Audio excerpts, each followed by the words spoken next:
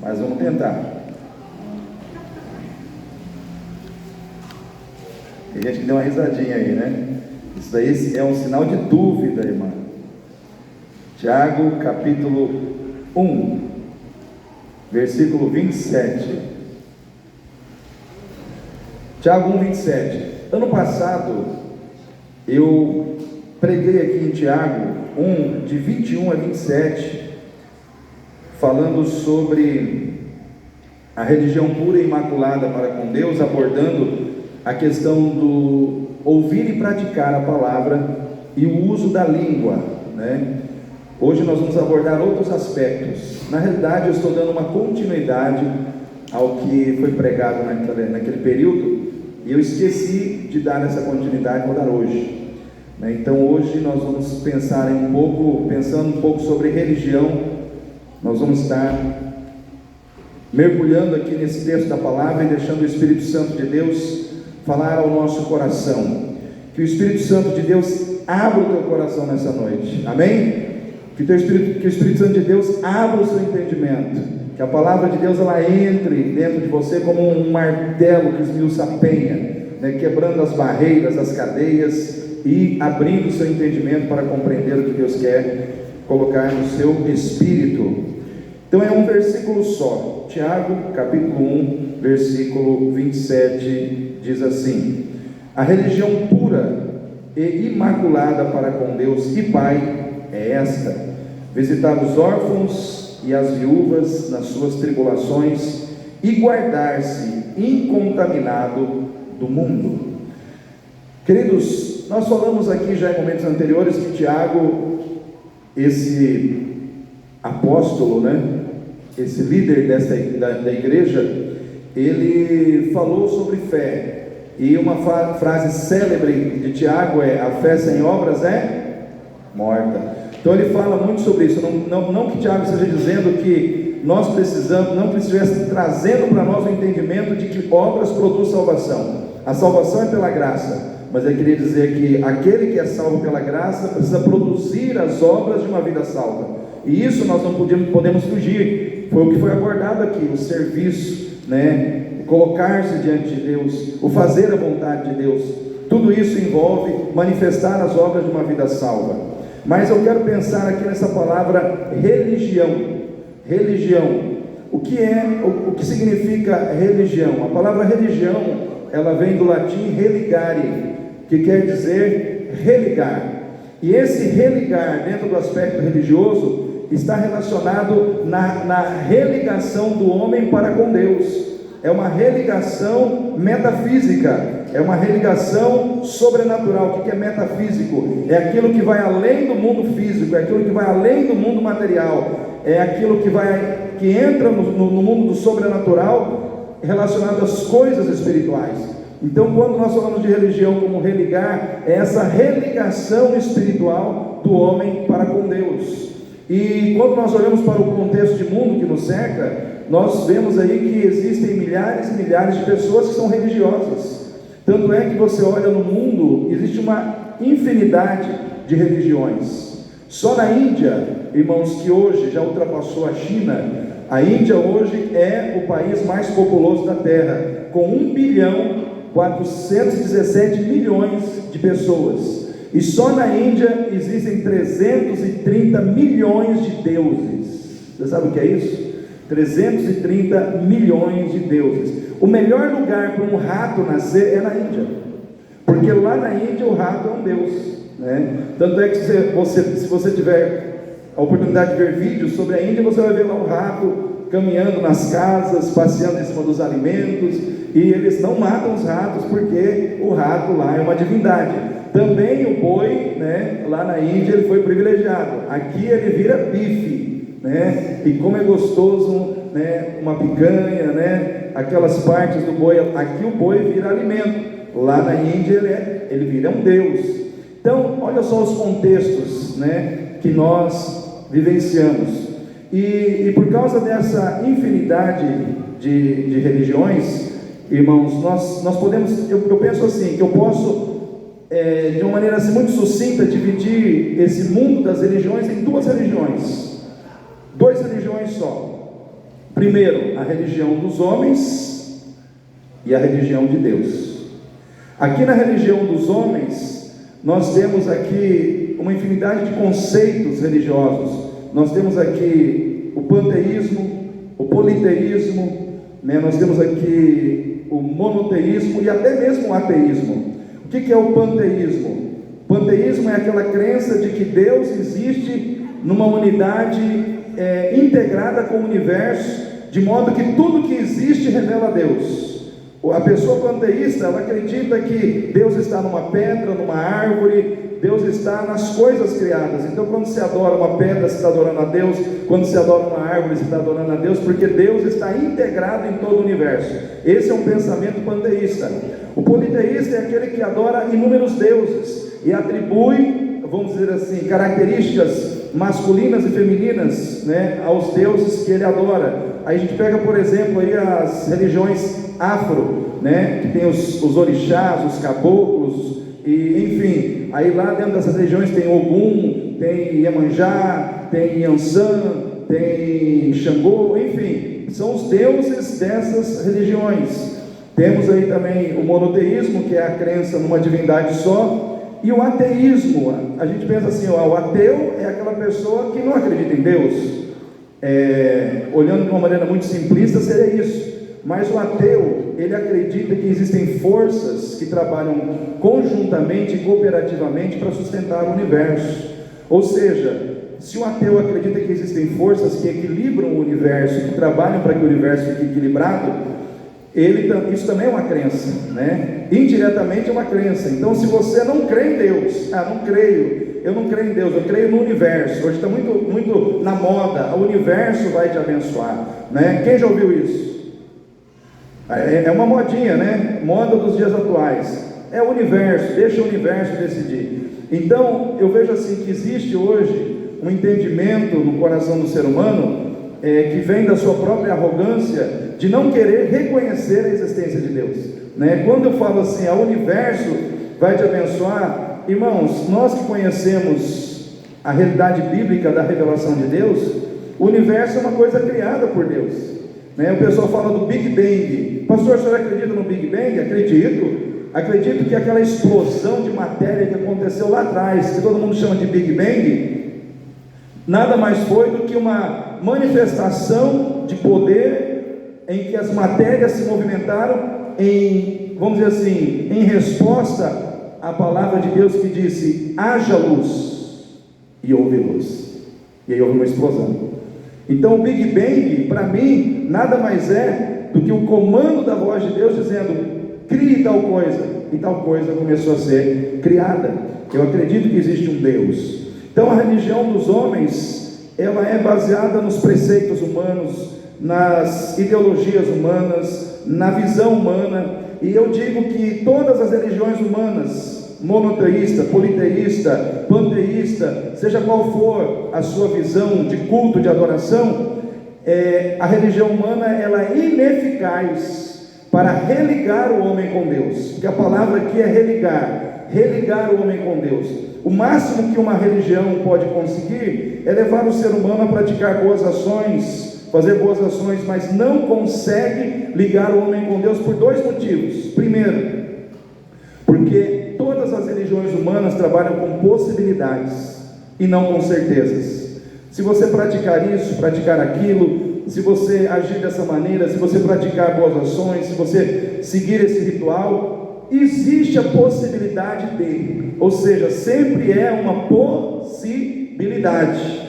Ela trabalha com possibilidades, não com certezas. Segundo motivo, todas as religiões humanas, elas se apoiam num referencial humano que é imperfeito e manchado pelo pecado. Ou seja, Buda, ele foi um ser humano brilhante na sua maneira de pensar, tanto é que ele conseguiu muitos seguidores, mas ele era um ser humano imperfeito e manchado pelo pecado. Assim também como Maomé, por mais brilhante que ele fosse na sua maneira de pensar, na sua maneira de conduzir situações que levassem pessoas a admirá-lo e considerá-lo um profeta, ele era um ser humano imperfeito e manchado pelo pecado. assim foi Hare Krishna, assim foi Allan Kardec, assim foram todos esses expoentes de muitas religiões que existem na Terra. Então, a religião humana, ela não consegue ligar o homem a Deus, porque ela trabalha com possibilidades e todos os referenciais humanos sobre os quais ela se apoia são manchados pelo pecado. Agora aqui desse lado nós temos a religião de Deus. E o que é a religião de Deus? A religião de Deus é Jesus Cristo de Nazaré. Amém? A religião de Deus é uma pessoa. O Evangelho não é apenas uma boa notícia. O Evangelho é uma pessoa, é o Deus vivo encarnado na terra. A religião de Deus é a proposta de Deus para mim e para você e para toda a humanidade, para nos religarmos a Ele, colocando a nossa fé na obra e na pessoa de Jesus Cristo. Na obra e na pessoa de Jesus Cristo. O Senhor, Ele apresenta o seu próprio Filho, feito carne, nascido de uma virgem, e Ele diz: creia na obra que Ele fez, creia que quando Ele morreu naquela cruz, o seu sangue foi derramado para o perdão dos seus pecados. O seu sangue foi derramado como um sangue puro, sem pecado, para que você que é pecador, pudesse ser lavado, regenerado, remido dos seus pecados. Creia que essa obra tem poder para remover da sua vida o pecado e te trazer o perdão de Deus. E também creia na pessoa do meu Filho, porque, irmãos, a obra que Jesus fez, ela traz para nós a salvação, que nos liberta da condenação ao inferno e nos dá acesso ao céu. Então, quando eu recebo, irmãos, Cristo na minha vida e creio no poder da sua obra, a Bíblia diz que eu sou justificado imediatamente dos meus pecados. Deus passa uma borracha na minha vida, né? Como alguém que apaga uma lousa, né? Eu não sei nem se faz tempo que eu não entro numa sala de aula, mas deve ter lá o quadro, o giz. Tem giz ainda, Olinete? Não existe mais isso? Meu Deus do céu, o que tem agora? Ah, canetão, legal, mas apaga. Legal, isso você queria saber. Então apaga, o trem apaga. Então na nossa vida, o diabo deu uma canetada na gente, colocou lá mentira, orgulho, colocou ali adultério, colocou ali prostituição, lascívia, marcou a vida da gente. O sangue de Jesus veio e limpou tudo isso e nos remiu para sempre. Então, quando eu aceito Jesus, tipo assim, eu me torno uma folha em branco de novo. Era uma folha que estava escrita com muitas coisas ruins, contrárias à vontade de Deus, estava registrado ali na minha vida, fez isso, fez aquilo, está com o pecado original, nasceu com o pecado de Adão, está lá, né? Fruto desse pecado é pecador, só que o sangue veio e limpou tudinho, e me deu acesso ao céu de Deus. Mas a salvação não é apenas limpar você, remir você, a salvação é regenerar você. E isso acontece quando você crê no Filho e recebe o Filho e permite que o Filho de Deus entre na sua vida, porque salvar não é apenas te transportar da terra para o céu. Salvar é transportar você de uma vida suja, impura, para uma vida nova, para uma vida transformada, que vai existir em plena comunhão e amizade com Deus. Essa é a salvação, essa é a religião de Deus, essa é a religião que Deus preparou para nós, para nos religar com Ele, porque o homem está desconectado de Deus por causa do pecado, e o pecado precisa ser resolvido, o problema do pecado precisa ser resolvido. Então, como eu sempre digo, se você está em qualquer outra religião que te manda fazer um monte de boas obras é bom praticar, mas você pode praticar um caminhão de boas obras, e esse caminhão de boas obras não te purifica dos seus pecados, porque só o sangue de Jesus tem poder para fazer isso. Então, obra, para ter valor diante de Deus, tem que ser feita depois que o sangue passou. Amém, irmãos? Depois que o sangue entrou em cena na nossa vida. Então, nós temos a religião de Deus, que é perfeita, porque é diferente da religião dos homens, que exalta aquele que se destaca, fazendo tendo mais mérito do que os outros. A religião de Deus em Cristo, ela abraça todos, aquele que tem uma boa conduta, como aquele que tem uma conduta totalmente, vamos dizer assim, reprovável aos olhos de Deus, aos olhos das pessoas. O que está preso na cadeia, que matou ou roubou, ele tem a mesma condição de ir para o céu do que aquele que está aqui fora e nunca fez nada disso, porque a salvação em Cristo ela é pela graça de Deus, e aquele que aceita a graça recebe essa salvação. E aí eu digo que a religião de Deus, ao contrário da dos homens, ela é eficaz para ligar o homem com Deus também por dois motivos. Por quê? Porque diferente da religião dos homens, ela não se apoia em possibilidades, ela se apoia numa certeza, a certeza de que quem tem Cristo tem a vida eterna. Eu quero dizer para você, querido, em Cristo, a salvação em Cristo para você não é uma possibilidade, é uma certeza, amém? Isso está escrito aqui em 1 João, se você quiser ler comigo, 1 João, vamos lá.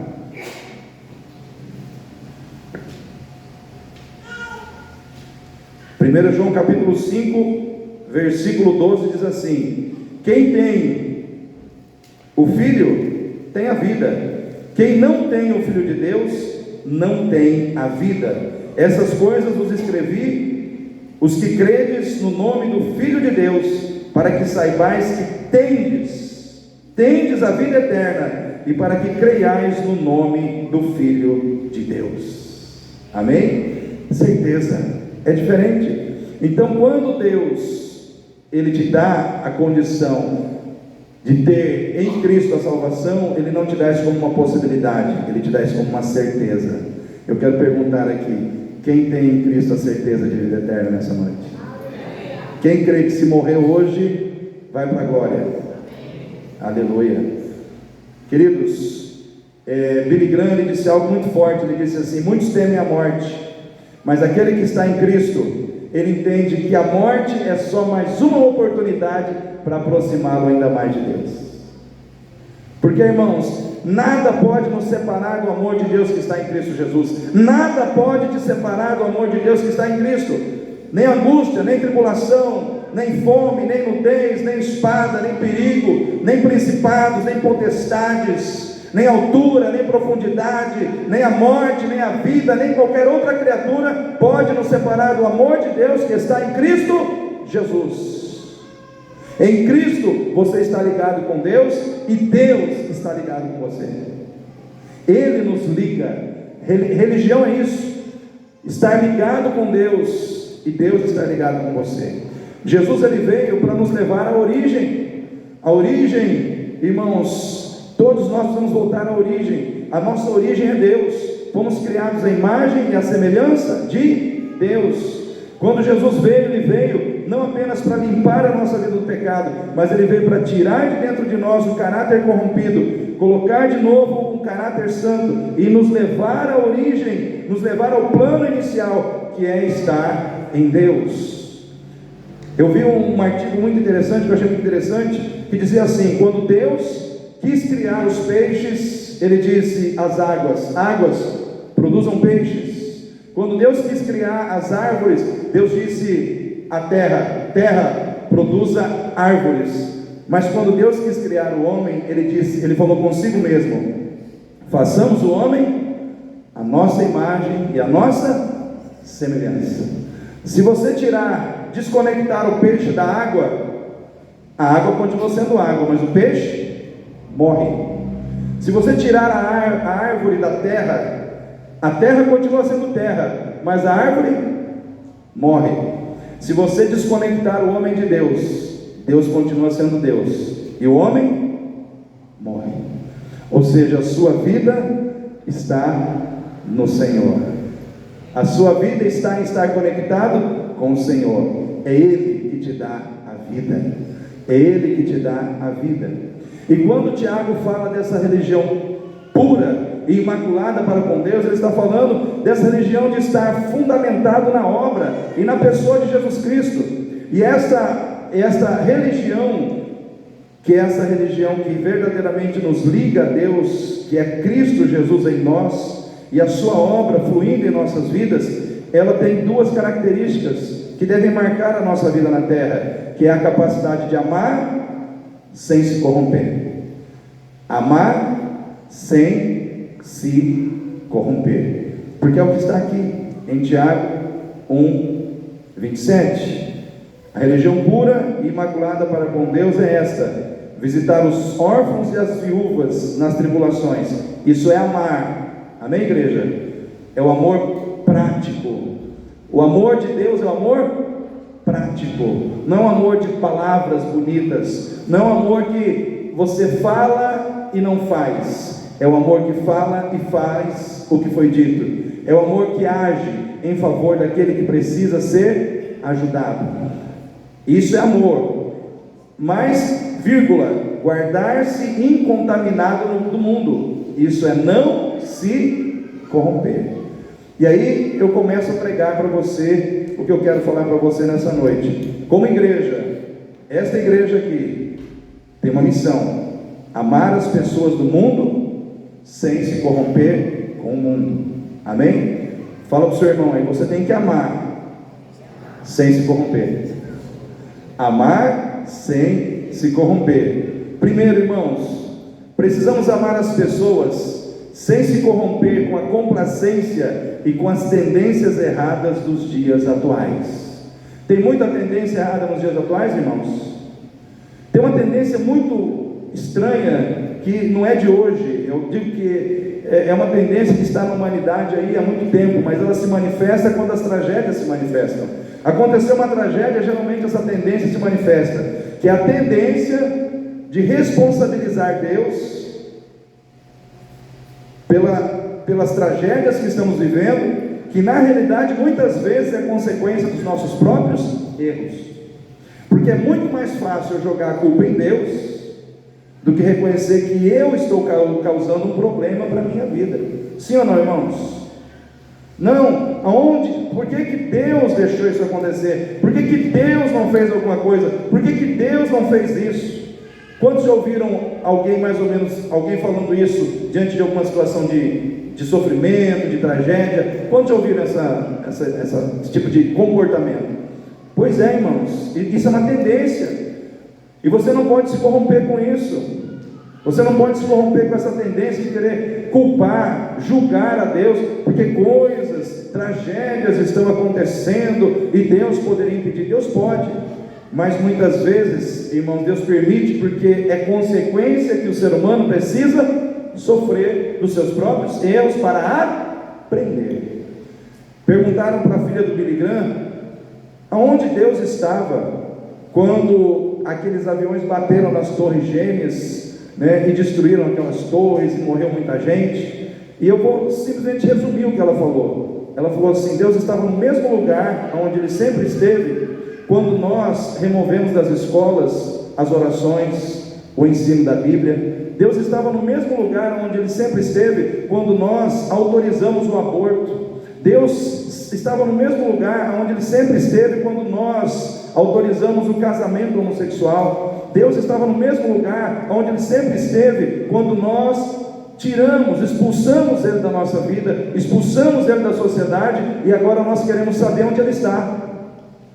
Porque muitas vezes é fácil nós julgarmos Deus ao invés de reconhecermos que nós estamos tirando Deus da nossa vida.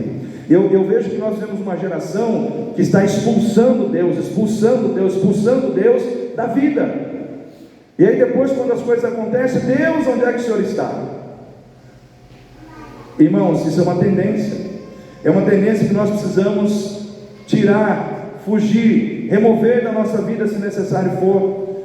Uma outra tendência que nós vivemos hoje é a tendência da dúvida. Fake ou fato? Sim ou não, irmãos? Fake ou fato? Fato ou fake? Eu preguei na sexta-feira sobre Pedro e Jesus.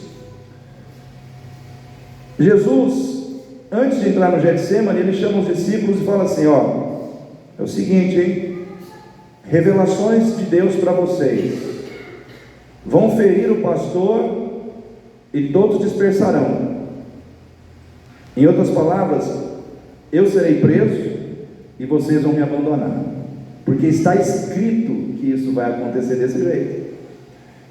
Sabe o que Pedro falou, irmãos? Não, Senhor, todo mundo pode te abandonar, eu vou com o Senhor até a morte, se necessário for. Irmãos, eu coloquei para nós como igreja pensarmos sobre esse diálogo de Jesus com Pedro na sexta-feira, sobre essa questão do servo vacilante e o servo vitorioso. Jesus representa o servo vitorioso que recebeu as revelações de Deus e viu antecipadamente o que iria acontecer, os problemas, o sacrifício, a dor, o sofrimento, e ele se preparou. O servo vacilante, ele olha para as revelações e não coloca fé, ele olha com dúvida, ele olha e diz: não vai acontecer. O que Pedro fez foi isso, ele duvidou do que estava escrito, ele duvidou do que o próprio Senhor Jesus disse que iria acontecer. E hoje, irmãos, está se falando aos quatro cantos da terra que a volta de Jesus está próxima. Irmãos, quais são os sinais bíblicos que estão escritos na Bíblia que falam que viriam, que aconteceriam antes da volta do Senhor? Guerras, rumores de guerra, sim ou não? Está acontecendo? Pandemias ou pestilências, aconteceu, irmãos? E está acontecendo. Irmãos, nunca houve no Rio Grande do Sul, presta atenção no que eu vou falar, em toda a história do Rio Grande do Sul, tem 2 rio-grandenses ali, pode me falar se é mentira ou não. Não teve no Rio Grande do Sul uma tragédia da magnitude que teve agora. Aí a Rede Globo fala 1941 teve enchente, mas irmão, 1941 compara Rio Grande do Sul, as construções que tinham em 1941 com o que é Porto Alegre hoje, com o que é o Rio Grande do Sul hoje, irmãos, é muito diferente. 100 e poucos mortos. Irmãos, eu tenho dificuldade de acreditar, né? Eu tenho dificuldade de acreditar que só morreram 147 pessoas. Tem uma cidade lá que mostrou lá no mapa que era 70 mil habitantes, ela foi totalmente tomada pela água. Aonde estão essas 70 mil pessoas? Não mostra, não tem um lugar onde você coloca 70 mil pessoas. Eu vejo que muitas coisas aparecerão, vão aparecer à medida que a poeira for baixando. Mas o que acontece hoje, irmãos? Nós temos uma sociedade que te ensina a duvidar mais do que crer, sim ou não? O Larson falou, vou usar o exemplo que ele usou aqui na quarta-feira, de que ele viu num canal de televisão que não estava, o governo não estava impedindo os caminhões de passar com alimento, com remédio e tudo mais. Aí no SBT mostrou que estava impedindo sim, que estava tendo dificuldade, que eles estavam impedindo os caminhões de passar. Ou seja, você olha numa situação, você vê uma verdade, você olha numa outra situação, você vê uma outra verdade totalmente diferente. Aí eu pergunto para vocês, isso gera confiança ou dúvida? Dúvida. Hoje nós vivemos na era da dúvida. As pessoas estão cada dia mais sendo ensinadas a duvidar de pastor. As pessoas vêm para a igreja e falam: mas será que aquele pastor lá, será que aquele pastor realmente é de Deus? Será que ali realmente se prega a palavra? Por quê? Porque nós estamos vivendo um ambiente onde a credibilidade, né, de tudo está sendo colocada à prova, de pessoas, de líderes, de instituições. Hoje as pessoas estão com dúvida sobre a boa intenção das pessoas, estão com dúvidas sobre líderes religiosos, estão com dúvidas sobre políticos, estão com dúvidas sobre várias situações. E isso me faz lembrar, irmãos, de um homem chamado René Descartes, um filósofo francês, de 1596 a 1650, esse homem viveu. E ele deu uma contribuição muito importante para a matemática, para a geometria, enfim, tem lá seus méritos. Mas em relação à religião, esse homem ele surge numa época chamada Iluminismo. Quem já ouviu falar de Iluminismo aí? Os universitários aí. É uma época em que se levantam os pensadores, e ele foi um dos principais, propondo o seguinte: tudo precisa passar pela dúvida. Toda verdade, eu até anotei aqui, para alcançar o conhecimento verdadeiro, é necessário duvidar de tudo que se for possível duvidar, questionando crenças e opiniões. Isso são palavras desse filósofo René Descartes.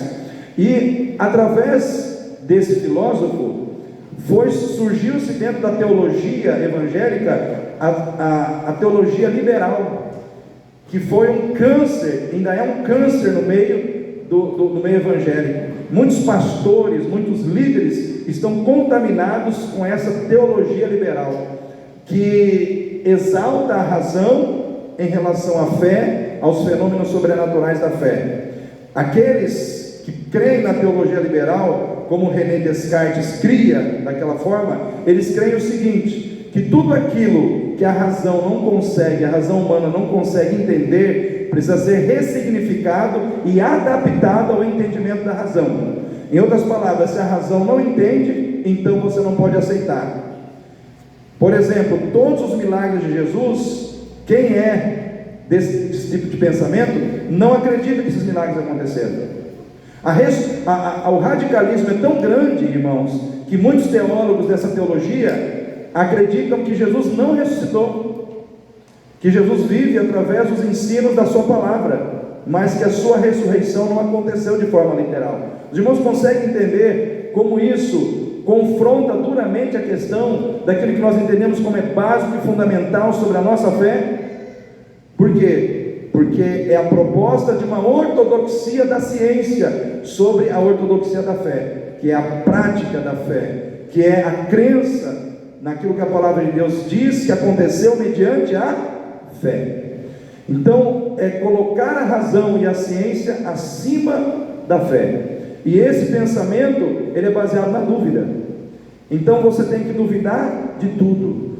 Hoje tem muita gente na igreja que lê a Bíblia duvidando do que está na Bíblia. Aí eu pergunto: para onde você está caminhando, irmão? Porque sem fé é impossível agradar a Deus. Se você duvidar daquilo que Deus está te revelando, você não avança na fé, você não avança naquilo que Deus tem contigo. E isso é uma tendência que infelizmente está no coração de muitas pessoas, né? A tendência que vai corrompendo o nosso coração de dentro para fora. A gente está na igreja, a gente diz que é crente, mas a gente não crê. A gente não crê em milagres, a gente não crê no sobrenatural de Deus, a gente não crê que Deus pode fazer coisas fora daquilo que é natural, porque a gente começa a duvidar. A dúvida está maior do que a fé. Eu quero perguntar para você nessa noite: o que está maior no seu coração, a dúvida ou a fé? Pergunta para o seu irmão aí: irmão, é a dúvida ou a fé? São as tendências que nós temos que enfrentar nesses dias de igreja moderna. Irmãos, a igreja, ela precisa amar as pessoas sem se corromper. Nós não podemos nos corromper. Irmãos, existe também a corrupção da inversão de papéis entre Deus e o cristão na relação de servo e senhor. Hoje nós temos um cristão que ele não quer servir, ele quer ser servido. Hoje, infelizmente, nós queremos um Deus que, ao invés de nós nos ajustarmos à vontade de Deus para agradar, nós muitas vezes estamos sendo tentados ou induzidos a entender que Deus tem que se ajustar às nossas vontades, aos nossos desejos, para nos agradar. E eu vou dizer uma coisa para você, querido: se você está nesse pensamento, azar o seu, porque Deus não vai fazer isso. Deus nunca vai se ajustar aos meus desejos, às minhas vaidades, aos meus quereres. Eu preciso me ajustar ao que Ele quer. A igreja hoje, ela está corrompida de várias maneiras. Esses dias eu escrevi um artigo que eu sempre passo de manhã para os meus contatos, que hoje nós vemos um combo de situações na terra. Eu falei que na época de Noé, Deus foi rejeitado pela humanidade que estava ali, aquela geração que estava vivendo com Noé. Houve, vamos dizer assim, o pecado era o desprezo a Deus. Ninguém queria nada com Deus. Na época de Sodoma e Gomorra, o pecado mais forte foi a imoralidade sexual. Os homens queriam ter relações com outros homens, e isso era natural. a homossexualidade fluindo na veia de todo mundo, os anjos cegaram em Sodoma e Gomorra, os homens queriam ter relação sexual com os anjos. Ô Ló, nós queremos eles. Ló teve que chegar ao cúmulo do absurdo de dizer: pegue as minhas filhas, mas não toquem nesses homens. Imoralidade sexual. Irmãos, e com Israel, quantos cativeiros teve? O povo andava bem um tempo, aí depois se voltava aos ídolos, dava as costas para Deus, tinha lá os seus Baals, tinha lá os seus Astarotes, aí Deus mandava um cativeiro, e o povo sofria, aí daqui a pouco o povo saía do cativeiro, aí o povo de novo dava as costas para Deus. Ou seja, era uma inconstância em ser fiel a Deus. Então, se a gente pega desprezo a Deus, imoralidade sexual e inconstância espiritual, tudo isso está acontecendo hoje. Hoje Deus está sendo desprezado, hoje a imoralidade sexual está tomando conta do mundo. Aquele show da Madonna foi uma pouca vergonha, e se tinha crente lá, eu nem considero que seja crente. Imagina você estar num ambiente onde você leva criança, adolescente, e tem lá uma pessoa passando as mãos nas partes íntimas da cantora, fazendo uma coreografia. Teve vídeos que eu não tive coragem de mandar para ninguém, né? Mas o que aconteceu ali foi, irmãos, não dá para descrever. Aquilo lá foi um culto à promiscuidade, e acontecendo aquilo em pleno Rio de Janeiro, e gente morrendo do outro lado do mapa, né? Gente celebrando, cultuando, né, a promiscuidade, toda a perversidade sexual, e gente morrendo de enchente. Tudo isso acontecendo num Brasil só.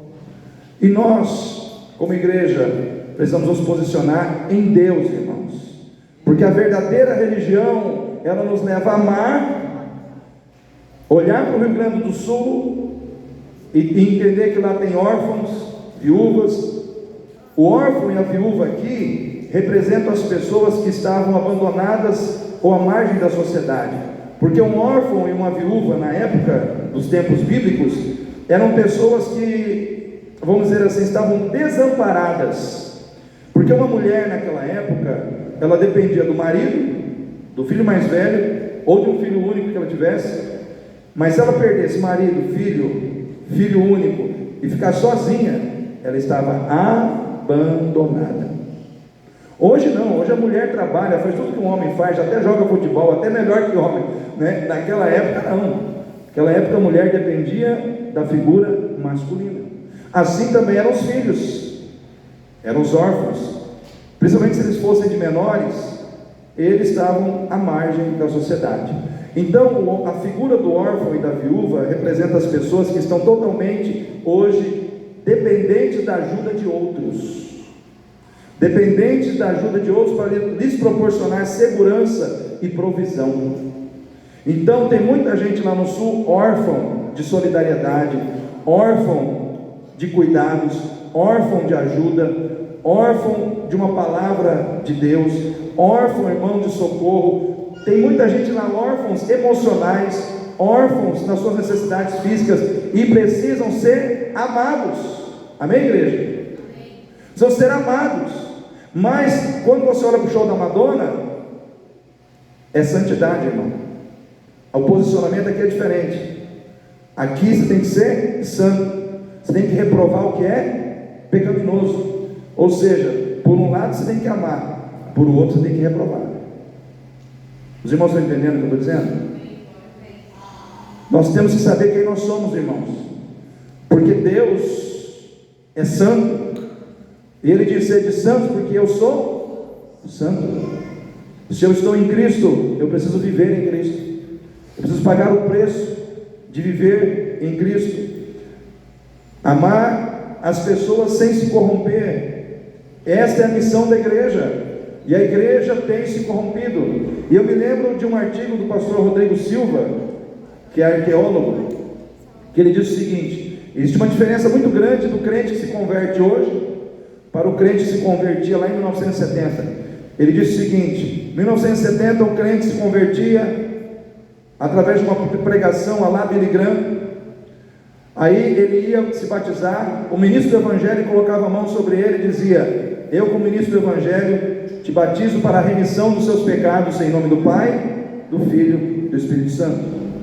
Ele saía dali batizado, ele mudava até o seu vestuário, seu comportamento, seu palavreado, a sua vida, ela mudava completamente. Aí ele perdia muitas amizades, não é porque ele excluía as pessoas, mas as pessoas não queriam mais andar com ele, porque havia uma diferença de vida, né? Tipo assim, havia lá o Zé, que sempre estava lá toda sexta-feira com os seus amigos num barzinho para encher a cara, falar besteira, falar palavrão, mas o Zé se converteu. Aí eles perguntam: cadê o Zé? Não, o Zé agora é crente. O Zé agora ele não bebe mais, ele não fala mais palavrão. Ou seja, o Zé agora tem uma vida diferente da nossa. Aí ele falou assim: agora o crente se converte hoje, amanhã ele está lá na rodinha bebendo, falando palavrão. Não há uma ruptura, não há uma mudança de comportamento, não há uma mudança, não há, irmãos, uma ruptura da vida comprometida com o pecado para viver uma vida comprometida com Cristo. Não há um desligamento do passado pecaminoso na vida de muitos crentes. Ele disse algo muito interessante, que hoje a igreja, em muitos lugares, se tornou um nicho de mercado para atender crentes consumidores, para viver um cristianismo utilitário, onde Cristo serve e nós somos servidos. E nessas igrejas não se pode pregar contra pecado, não se pode pregar sobre desobediência à palavra, não se pode pregar sobre transgressão. O que tem que ser pregado é aquela mensagem coaching, é aquela mensagem que vai ajudar você a prosperar, ajudar a você a crescer na vida, ajudar a você a ser um crente mais rico, ajudar a você a ser um crente mais bem sucedido, aqui na terra. Tudo tem que ser aqui. E aí, irmãos, nós temos que parar para pensar, qual é o evangelho que nós estamos vivendo? É que nem uma irmã hoje falou para mim: pastor, uma companheira de serviço falou para mim que agora ela é evangélica. Falei: mas como é que você é evangélica? Ela falou assim: eu estou frequentando uma igreja evangélica e eu sou lésbica, e lá todo mundo aceita. Aí ela falou: está estranho esse evangelho, essa igreja evangélica que você está frequentando, porque na Bíblia esse tipo de comportamento não é aceito, né? Mas hoje existe um evangelho customizado, personalizado. Se essa igreja que está com uma doutrina muito bíblica, você acha uma outra igreja que tem uma doutrina mais fácil, né? Se aqui o dízimo é 10%, eu vou procurar uma que é 5%, né? Se aqui a Bíblia está dizendo que não pode assim, eu vou procurar uma igreja que aceite o assim que eu quero. Eu não estou preocupado se Deus quer, eu não estou preocupado se Deus aprova. Eu quero achar uma igreja que aprove o que eu quero viver. Só que eu quero dizer, quando Jesus voltar, Ele vai levar para o céu aqueles que aceitaram viver como Ele quis. Ele quis. Porque é chegado o tempo, irmãos. O Senhor está chacoalhando a figueira. É tempo do Senhor ver quem é dele e quem não é dele. Eu não estou aqui para apertar ninguém e nem para colocar o 38 nas costas de ninguém e falar: você tem que se converter. Não. A conversão a Cristo, ela tem que ser de coração, de livre e espontânea vontade, pela ação do Espírito Santo. Você tem que entender que o Evangelho de Jesus, ele continua valendo para os dias de hoje. E ele diz: aquele que quiser vir após mim, negue-se a si mesmo, tome a cada dia a sua cruz e siga-me. Negue-se a si mesmo, tome a cada dia a sua cruz e siga-me. Hoje estamos vivendo no meio do fake, da mentira, da dúvida. Irmãos, nós precisamos ter fé. Nós precisamos voltar a ter fé aqui na palavra. Se Deus disse que o mar vermelho abriu, o mar vermelho abriu, irmão. Se a Bíblia diz que cegos foram curados, aleijados passaram a andar, pelo poder de Deus, nós temos que crer que há poder de Deus para fazer essas coisas. Nós temos que crer que o Deus que curou no passado, cura hoje. Nós temos que crer que os milagres que o Senhor operou lá atrás, Ele opera hoje em nome de Jesus. Porque Ele é o mesmo ontem, hoje e eternamente. Ele não muda, quem muda é você, se você deixar o mundo te mudar. Nós precisamos amar as pessoas sem nos corrompermos. Uma tendência que existe hoje, você precisa fugir dela, é a tendência da bipolaridade espiritual. O que é isso, pastor?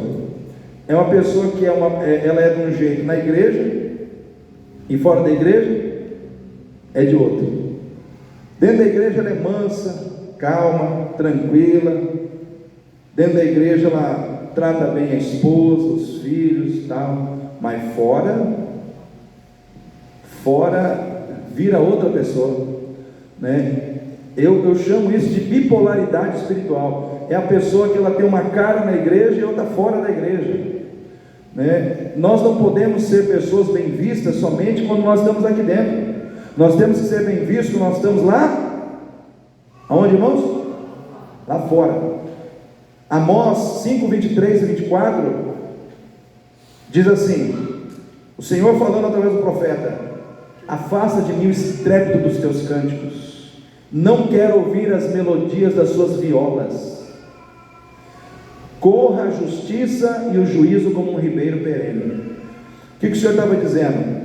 Irmãos, Deus gosta de adoração, de louvor, quem acha? Orações, jejum. Deus gosta de tudo isso, irmãos.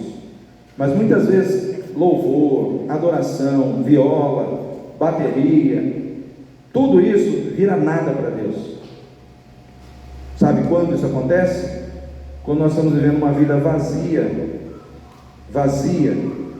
de compromisso com Deus lá fora. Aí você vem cantar aqui dentro, Deus fala: ué, está cheirando mal, filho, o que você fez lá fora, né? Não adianta você cantar bonito aqui, pregar bonito. Pregar também inclui, né? Pregar bem, falar bem, mas lá fora você é um mau marido, maltrata a sua esposa, maltrata seus filhos. No seu trabalho você mente, participa de esquema. No trânsito você briga, quer passar por cima dos outros. Enfim, o que nós fazemos lá fora tira o poder do que nós fazemos aqui dentro. Sim ou não, irmãos? Porque é o seguinte: nos cânticos, nas orações, nos jejuns, está o ritual do culto. Ritual. Mas na vida transformada, vivida para agradar a Deus, está a essência do culto. A essência. E eu quero dizer para você, a essência é maior que o ritual. Deus, Ele quer ver essência em você. Não adianta Ele ver o ritual se você está vazio de essência, se você não está tendo vida, né? Como está a sua vida com Deus? Não aqui dentro, como está a sua vida lá fora. Nós temos que avaliar isso. Como que eu estou vivendo lá fora, na presença de Deus? O que nós vamos fazer aqui tem que ser consequência do que nós vivemos lá. Amém, irmãos? Se você tem amizade com Deus fora da igreja, se você nega o pecado fora da igreja, se você é fiel a Deus fora da igreja, quando você chegar aqui, você vai louvar, você vai cantar, você vai adorar, Deus vai receber incenso em cheiro suave, porque o Senhor procura adoradores que o adorem em espírito e em verdade. Em espírito e em verdade. Então a sua vida tem que ser de verdade. Amém, irmãos? A sua vida tem que ser de verdade, a sua fidelidade tem que ser de verdade, a sua obediência tem que ser de verdade, o seu compromisso com Deus tem que ser de verdade, porque em verdade o Senhor recebe. A sua vida não pode ser uma fraude, uma mentira, né? A sua vida tem que ser verdadeira, né? Você foi chamado para ser um crente de verdade. Amém, irmãos? Em verdade, em espírito e em verdade. Então, queridos, eu quero deixar essa palavra no coração dos irmãos. Quero pedir para a igreja ficar em pé nesse momento. Vamos orar para que nós possamos nos preparar para a ceia. Eu vou pedir para que a Carla se assente aqui na primeira cadeira. O Tiago também se sente aqui. Sim? Você vai batizar?